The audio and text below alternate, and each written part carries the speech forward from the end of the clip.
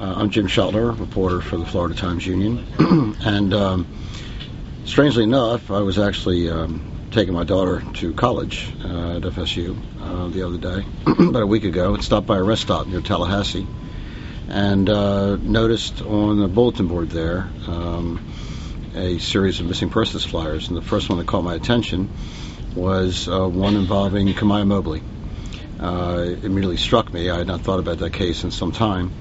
And I looked on the date, and it said that the date of the abduction was July 10th, 1998. And I was here at that time when that occurred. I was a reporter at the paper. And I thought to myself, wow, we need to do something, to remind people that Kamiyah Mobley remains missing.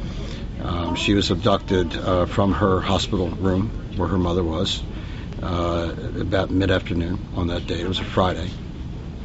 The woman who took her had befriended the mother and left the mother with the impression that she was a nurse. She actually wore hospital garb.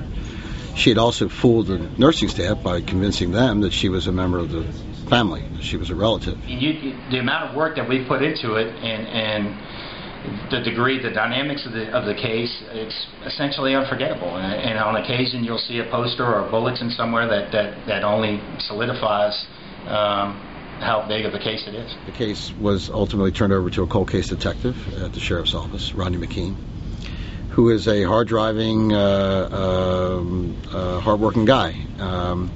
And Rodney did all that he could, I believe, to try and find out what happened. But it's very difficult in a situation like this, as it is, in any cold case, the leads dried up. And, Rodney told me that over the last couple of years, they get a couple every once in a while. But it's very difficult. There is no computer rendering of this child, of what the child would look like today. It's hard not to get excited about a lead when it reaches a certain degree of a certain level of to suggest that's a possible suspect. And of course, you get excited. You start going through the process, and then, subsequently there can be some disappointment associated with it when you ultimately rule out that lead and have to move on to the next one. I mean, the goal here is to bring that child home. The goal here is to solve the case and ultimately to put a suspect in jail. I've had interviews with the mother and the father's mother, the baby's grandmother, paternal grandmother, I think. And in their voices, you clearly hear the pain of what they've been through over the last 10 years.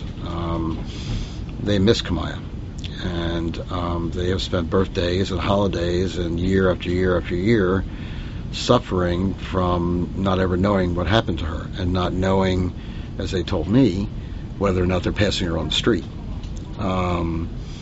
It's a heart-wrenching story, and it's any parent's nightmare. For more details, see our story tomorrow. For Jacksonville.com, I'm Jim Shelter.